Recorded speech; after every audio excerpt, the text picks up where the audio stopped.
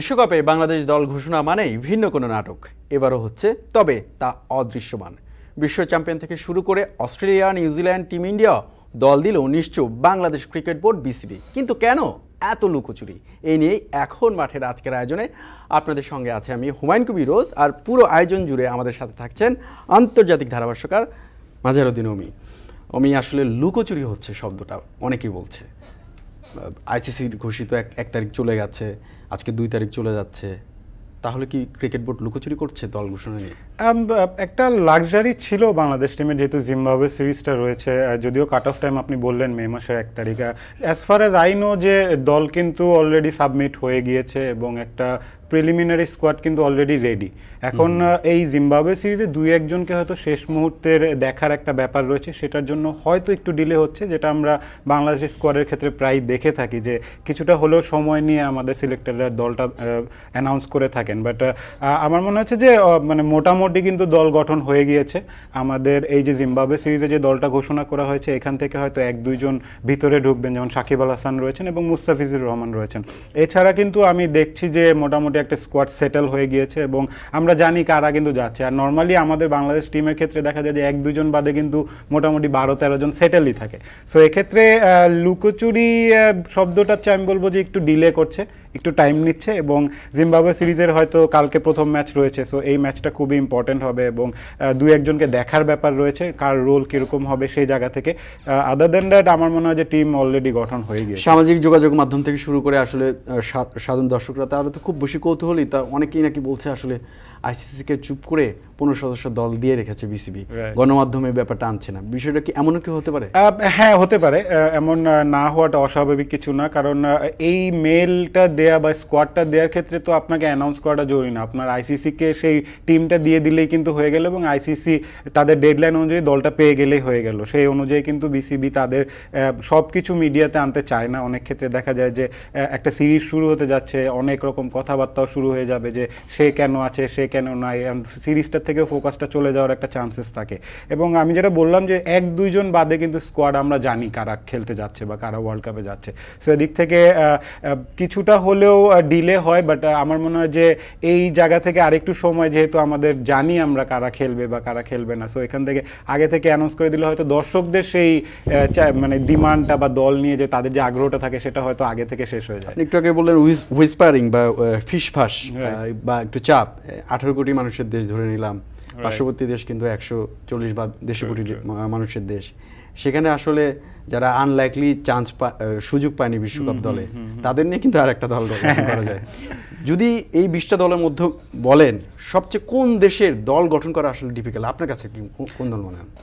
Obviously India তো, মানে আপনি বললেন যেমন যে ওদের আলাদা একটা দল গঠন করতে পারে বাদ যারা পড়েছে তাদের থেকে। আমাদের বাংলাদেশের কনটেক্সটে হয় কি যে আমাদের এক্সপেকটেশন কিন্তু প্রতিবার একটু হাই থাকে এবং সেক্ষেত্রে গিয়ে দেখা যায় যে টিম সিলেকশনটা অনেক বড় ভাইটাল হয়ে যায়, কিন্তু খুবই গুরুত্বপূর্ণ একটা কল হয়ে যায়। এদিক থেকে বাংলাদেশের আমি যেমন এর আগেও বললাম 12-13 জন ফাইনাল থাকে, 1-2টা নাম নিয়ে কিন্তু আমরা সবসময় কোয়েশ্চেন রেজ করি। এছাড়া স্বচ্ছতারও একটা ব্যাপার থাকে যে আপনি অ্যাজ এ সিলেক্টর টিম ম্যানেজমেন্টকে সেই মেসেজটা দিচ্ছেন কিনা, টিম ম্যানেজমেন্ট সেই মেসেজটা পাচ্ছে কিনা, তাদের ডিমান্ড অনুযায়ী সিলেক্টররা দল দিচ্ছে কিনা, কোচের ডিমান্ড অনুযায়ী, ক্যাপ্টেনের ডিমান্ড অনুযায়ী, এই ব্যাপারগুলো থাকে। লাস্ট মুহূর্তে 1-2 জনের বাদে আর কোনো জায়গা থাকে না কিন্তু যে টিমকে একটা নতুন কাউকে পুশ করে। এই ধোঁয়াশা বা ভয়টা কেন? আইসিসিকে দিয়ে রাখলাম, একটু আপনারা একটু চুপ থাকেন, আপনারা কিন্তু বলেন না আমরা এখানে প্রেস কনফারেন্স করব না। গণমাধ্যমকে ভয়, সাধারণ মানুষকে ভয়, বা ক্রিকেট প্রেমীদের ভয়? ভয়টা আসলে কোথায়? আমার মনে হয় না ভয়, আমার মনে হয় যে আরেকটু সময় নিয়ে হয় কি যে ক্ল্যারিটিটা রাখার সেই চেষ্টাটা থাকে। সিলেক্টর নতুন সিলেকশন প্যানেলও কিন্তু হয়েছে, সো তাদেরকে একটা বেনিফিট অফ ডাউটও দিতে হবে। আমরা এর আগে নান্নু ভাইয়ের প্যানেল ছিল, এখন লিপু ভাইয়ের প্যানেল এসেছে, তারা কিন্তু অনেকটা ক্ল্যারিটি দেখাচ্ছেও। প্রত্যেকটা সিলেকশনের মধ্যে রিজনগুলো কিন্তু তারাই ভিডিও আকারে ছাড়ছে এবং ভিডিও আকারে কিন্তু বলছেন। আগে এই প্র্যাকটিসটা খুব কম ছিল, কিন্তু এদিক থেকে আমি বলবো যে খুবই ভালো একটা পজিটিভ সাইন এখন দেখা যাচ্ছে। হ্যাঁ, হয়তো স্কোয়াড অ্যানাউন্সমেন্ট হয়তো 1-2 দিনের মধ্যে হয়তো হয়ে যাবে, বাট আমি শিওর যে টিম অ্যানাউন্স করার পরও সেই ক্ল্যারিটিটা তারা বজায় রাখবে এবং সেই ক্ল্যারিটিটার জন্যই আমার মনে হচ্ছে যে 1-2 ম্যাচ জিম্বাবুয়ে সিরিজে দেখব। ওই 1-2 জায়গা নিয়ে আমাদের সংশয় আছে, কিন্তু আমরা ধারণা করে আজ থেকে একটা দল নির্বাচন করেছি। আমরা যদি সেই দলটা দেখে আসি, সেই দলটা কেমন হতে পারে। প্রথমে যদি আপনাকে দেখাই, সেটা হলো টপ অর্ডারের ব্যাটাররা। আসলে টপ অর্ডার তানজিদ হাসান, তামিম, সৌম্য সরকার, লিটন দাস এবং নাজমুল হোসেন শান্ত, তিনজনকে নিয়ে খুব একটা সংশয় নেই, কিন্তু সৌম্য সরকারকে নিয়ে একটু ডাউট আছে। আপনি এই টপ অর্ডারকে কিভাবে মূল্যায়ন করবেন?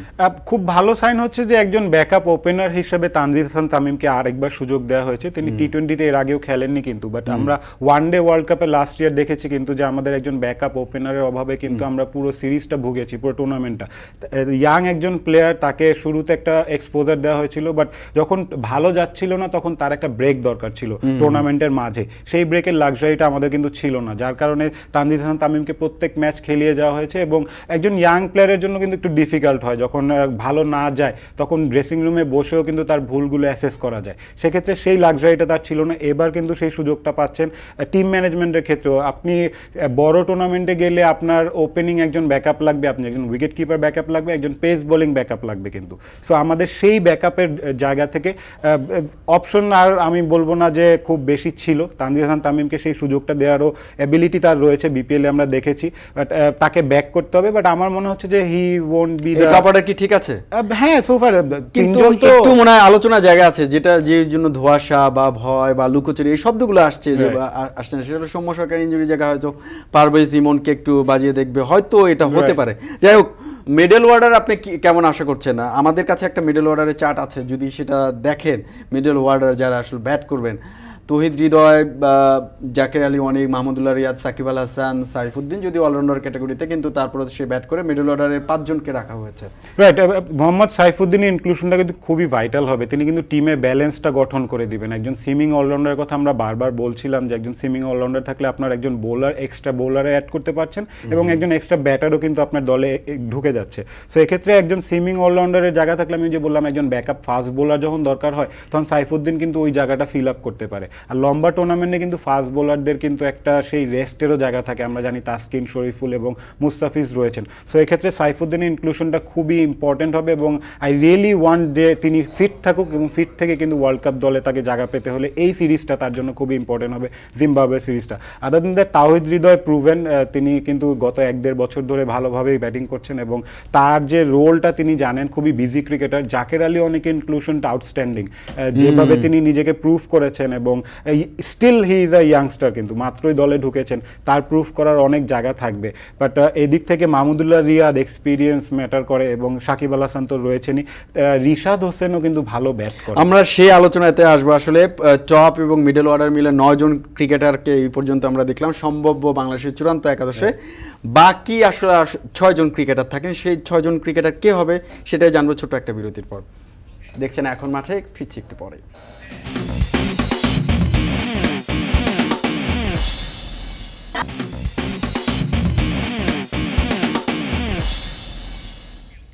বিরতির পর ফিরে এলাম, আপনারা দেখছেন এখন মাঠে। আমার সাথে আছেন আন্তর্জাতিক ধারাভাষ্যকার মাজহারউদ্দিন অমি। আলোচনা হচ্ছিল বাংলাদেশের স্কোয়াড নিয়ে।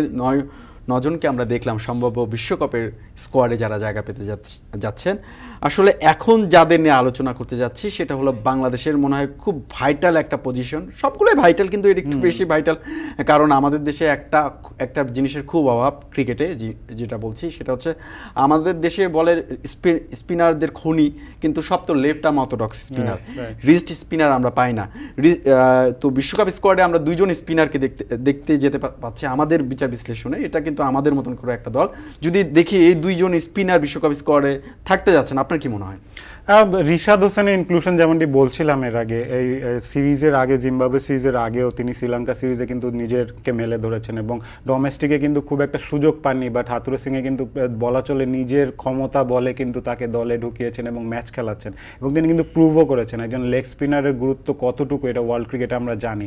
এবং একজন লেগ স্পিনার যত বেশি ম্যাচ খেলবে তত বেশি ম্যাচিওর্ড হবে। কিন্তু সেক্ষেত্রে এবার ঢাকা লিগেও কিন্তু রিশাদ যথেষ্ট ভালো বোলিং করেছেন এবং টপ 2-3 উইকেট টেকারের মধ্যে কিন্তু তিনি রয়েছেন। Mehedi Hasan, he can be a floater, যিনি ব্যাটিংয়েও বলেন, বোলিংয়েও বলেন, তাকে যে কোনো সময় নতুন বলও এক্স্যাক্টলি, তার নতুন বলে তার তো একটা এক্সপার্টিস রয়েছে এবং একটা ভ্যারাইটি অ্যাড করে। যখন কোচ মনে করবে যে একজন বোলারকে মাঝের ওভারটাও একটা চান্স দিয়ে একটা দেখার জন্য, উইকেট টেকিংয়ের জন্য, এবং তার ব্যাটিংও কিন্তু অ্যাবিলিটি রয়েছে। বাট আমি বলবো যে আমাদের গত ওয়ার্ল্ড কাপে যে মিস্টেকগুলো করেছি আমরা, আমাদের প্রত্যেক ম্যাচে আমাদের ব্যাটিং অর্ডার নিয়ে যে সাফলটা করেছি, এইবার সেই সুযোগটা হয়তো থাকবে না, কারণ প্রত্যেক পজিশনে কিন্তু সেই প্লেয়ারগুলো যেগুলো রয়েছে, আমি চাবো যে আমাদের স্ট্রেংথে আমরা খেলি। আমরা টি-20-তে খুব একটা ভালো দল না, বাট আমাদের প্রত্যেক ম্যাচে এক্সপেরিমেন্ট না করে আমরা আমাদের সামর্থ্যের জায়গাটাকে আগে বোঝার চেষ্টা করি যে আমাদের জায়গাটা কোথায়, যে আমরা ভালো করতে পারি। আমাদের ফাস্ট বোলিং লাস্ট 3-4 বছর ধরে আউটস্ট্যান্ডিং পারফর্ম করছে। আমাদের স্পিন ডিপার্টমেন্টে সাকিব আল হাসান রয়েছেন এবং সাথে যদি রিশাদ তার মতো করে পারফর্ম করে, বাকিটা থাকবে ব্যাটসম্যানদের হাতে। কিন্তু আমাদের ব্যাটিংটা নিয়ে অনেক কথা হয়, আমাদের ব্যাটিং অনেক বেশি সফল হয়, আমাদের পাওয়ারের কথা বলা হয়, but power is not everything in টি-20 ক্রিকেট, যেটা তাওহিদ হৃদয় কিন্তু তার যে শারীরিক গঠন, যেভাবে বড় বড় ছয় মারছেন, তো এদিক থেকে আমাদের শক্তির জায়গাটা কোথায় এটা আমাদের জানতে হবে। প্রত্যেক ম্যাচে এক্সপেরিমেন্টের দরকার নেই। 4টা ম্যাচ রয়েছে ওয়ার্ল্ড কাপে, 2টো টেস্ট প্লেইং নেশনের মধ্যে একটিকে আমাদের হারাতে হবে এবং বাকি 2টো অ্যাসোসিয়েট, যেটা অ্যাবিলিটি আছে আসলে শ্রীলঙ্কার সাথে অ্যাবিলিটি আছে। দক্ষিণ আফ্রিকা হার্ড হতে পারে কিন্তু শ্রীলঙ্কার সাথে অ্যাবিলিটি আছে। ইউ নেভার নো, আমরা দক্ষিণ আফ্রিকাকে 2007 সালে হারিয়েছিলাম ওয়ার্ল্ড কাপের মতো জায়গায়। So on a given day Bangladesh can bit any team, কিন্তু আমার মনে হয় যে ওই বিশ্বাসটা দলের ভিতরে প্লেয়ারদের মধ্যে থাকতে হবে, যেটা গত ওয়ার্ল্ড কাপে মিসিং ছিল, যার কারণে এক একজনের রোল নিয়ে কেউ সন্দিহান ছিলেন। কিন্তু শান্ত নিজেও বলেছেন যে আসলে শাফলিংটা একটু বেশি হয়ে গিয়েছে। নতুন একজন ক্যাপ্টেনও কিন্তু রয়েছেন, আমরা শান্তর কথা বলতেই হবে কিন্তু, যে তাকে দীর্ঘমেয়াদী 1 বছরের জন্য 3 ফরম্যাটে ক্যাপ্টেন দিয়েছেন, ক্যাপ্টেন্সি করেছেন। Exactly, which is a very positive sign. একটা নতুন দিকে যাচ্ছে। আমরা লং টার্মের যদি কথা ভাবি, এই ওয়ার্ল্ড কাপটায় আমরা গিয়ে ওয়ার্ল্ড চ্যাম্পিয়ন হয়ে যাব এরকম এক্সপেকটেশন না করে আমরা যদি একটা কনসিস্টেন্ট লেভেলে এগোতে থাকি, আমার মনে হয় যে সেই ক্ল্যারিটিটা প্লেয়ারদের মধ্যে দরকার, যেটা ধীরে ধীরে আসা উচিত। আমরা অনেকদিন ধরে ক্রিকেট খেলছি টি-20 ফরম্যাট এবং টেস্ট ফরম্যাটে, আমরা কিন্তু স্ট্রাগল করছি।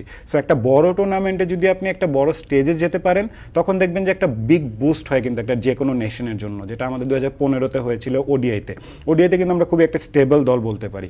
সো এদিক থেকে আমাদের এই নতুনদের উপরে একটু আস্থা রাখতে হবে। আমাদের যেমন সাকিব, মাহমুদুল্লাহ রয়েছেন, বাকিরা কিন্তু মোটামুটি সবাই নতুন চলে এসেছে। আপনি আরেকটা কথা বলছিলেন গুরুত্বপূর্ণ, সেটা হচ্ছে যে আসলে পেস বোলিং অ্যাটাকটা কি রকম হবে। যদি পেস বোলিং অ্যাটাকটা আমরা দেখে আসি, সম্ভাব্য পেস বোলিং তালিকায় আছেন এই 4 জন। আসলে বাংলাদেশ পেস অ্যাটাককে এই মুহূর্তে নেতৃত্ব দিচ্ছেন 2 জনকেই বলতে হবে, তাসকিন আহমেদ এবং শরীফুল ইসলাম। মুস্তাফিজ ভালো করছেন, কিন্তু আসলে বাস্তবিক অর্থে এই সময়টাকে লিড দিচ্ছে তাসকিন এবং শরীফুল, সাথে তানজিদ হাসান, সাকিব। এই 4 জনকেই পছন্দ নাকি অন্য কোনো ইনক্লুশন আপনি দেখছেন? আমি এই 4 জনকেই দেখছি, প্লাস সাইফুদ্দিনকেও দেখছি আমি as a backup fast bowling option হিসেবে। সাইফুদ্দিন কিন্তু খুব গুরুত্বপূর্ণ রোল প্লে করবে। এবং আপনি বলছিলেন তাসকিন এবং শরীফুলের কথা, মুস্তাফিজ যেভাবে এইবার আইপিএলে পারফর্ম করেছে, আইপিএল যাওয়ার আগ পর্যন্ত কিন্তু তাকে নিয়ে খুব একটা এক্সপেকটেশন ছিল না, বাট রাইট টাইমে পিক করেছে কিন্তু, এবং তাকে যেভাবে পরিচর্যা করা দরকার চেন্নাই সুপার কিংস কিন্তু সেটা দেখিয়েছে, এবং তাকে সেই ভরসাটা দেওয়ার কারণে কিন্তু তিনি ডেলিভার করেছেন। গতকালকে যেমন দুর্দান্ত বোলিং, উইকেট পুরো আইপিএলে ইনফ্যাক্ট মানে তিনি জাসপ্রীত বুমরার পরে সেকেন্ড বেস্ট বোলার কিন্তু আইপিএলে, ফাস্ট বোলার। সো এদিক থেকে কিন্তু তার এই উঠে আসাটা, যে আমরা বলি মুস্তাফিজুর রহমান সেই আগের মতো নেই বা তার সেই শুধু কাটারের উপর বেস করে থাকেন, এই জায়গা থেকে মুস্তাফিজ কিন্তু স্টিল আমাদের ব্রেকথ্রুর দিক থেকে তাসকিন বড় একটা ভূমিকা রাখে, আউটস্ট্যান্ডিং। মানে তাসকিন এবং শরীফুলের কথা বলতে হবে। শরীফুল যেভাবে 3 ফরম্যাটে নিজেকে মেলে ধরেছেন, দুর্দান্ত। এবং তাসকিন আহমেদ তো আমাদের লিডিং ফাস্ট বোলার রয়েছে। তানজিম সাকিব, তিনি নিউজিল্যান্ডে যে বোলিংটি করেছেন এবং এক্স্যাক্টলি, এবং আমাদের টি-20-তে নিউজিল্যান্ডকে হারানোর পেছনে তানজিম সাকিবের কিন্তু একটা বড় রোল ছিল। ইজ আ ভেরি গাটসি ক্রিকেটার কিন্তু, মানে তানজিম সাকিবের ভিতরে is a full of heart, একজন মানে একজন খুবই বড় শারীরিক গঠন না, বাট তার ভেতর যে অ্যাটিটিউড, তার যে বডি ল্যাঙ্গুয়েজ, খুবই আউটস্ট্যান্ডিং একজন ফাস্ট বোলার। এবং Saifuddin will play a very big role in Bangladesh. Mazharuddin Omi, আসলে বিশ্বকাপের সম্ভাব্য স্কোয়াড নিয়ে আমরা আলোচনা করলাম, এটা আমাদের ধারণার জায়গা থেকে মিলে গেছে কিন্তু। তো আপনার কি, জানি না কতটুকু এই দলটা পছন্দ হয়েছে, আমরা এখনো জানি না, ধোঁয়াশার মধ্যে আছি, একটু লুকোচুরি যেহেতু হচ্ছে। হয়তো ক্রিকেট বোর্ড এইরকমই দল দেবে, হয়তো বা 2-1টি পরিবর্তন থাকবে, হয়তো থাকুক, কিন্তু দলটা আমরা একটু চাই। বাংলাদেশের মানুষ খুব প্রত্যাশা নিয়ে আছে, কারণ বড় বড় দলগুলো দিয়েছে, বাংলাদেশ কেন দিতে পারবে না? নিশ্চয়ই বাংলাদেশ ক্রিকেট বোর্ড দ্রুতই এই দল ঘোষণা করবে। বাংলাদেশ এবং জিম্বাবুয়ে সিরিজ শুরু হচ্ছে আগামীকালকে থেকে, সেই আলোচনায় ফিরুন। নিব ছোট্ট একটা বিরতি, এখন মাঠে নিচে আর একটা বিরতি, ফিরছে একটু পরে।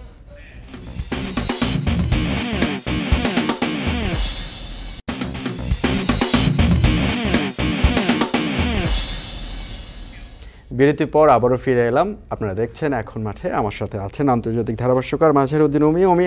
আলোচনা হচ্ছিল বাংলাদেশ জিম্বাবুয়ে সিরিজতে, যে সিরিজকে কেন্দ্র করে আসলে দল নিয়ে এত লুকাছাপা। কালকে প্রথম টি-20, নিশ্চয়ই বাংলাদেশ এগিয়ে আছে এই ম্যাচে। যদিও জিম্বাবুয়ে কিন্তু বাংলাদেশের র্যাঙ্কিংয়ে নিচে থাকলেও এই জিম্বাবুয়েকে হারিয়েই কিন্তু উগান্ডা বিশ্বকাপে কোয়ালিফাই করেছে, জিম্বাবুয়ে থাকছে না।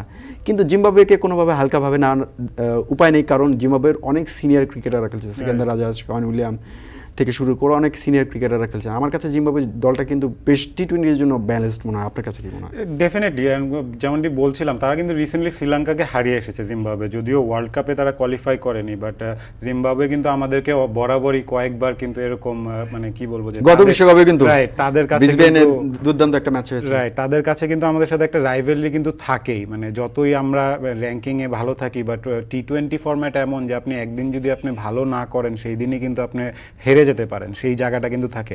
আর বাংলাদেশের কাছে শান্ত বলছিলেন যে আমাদের ওয়ার্ল্ড কাপের প্রিপারেশনের আগে আমরা এই সিরিজটা জিততে চাই, তো এই সিরিজটা কিন্তু ওয়ার্ল্ড কাপের জন্য একটা বড় ভূমিকা পালন করবে।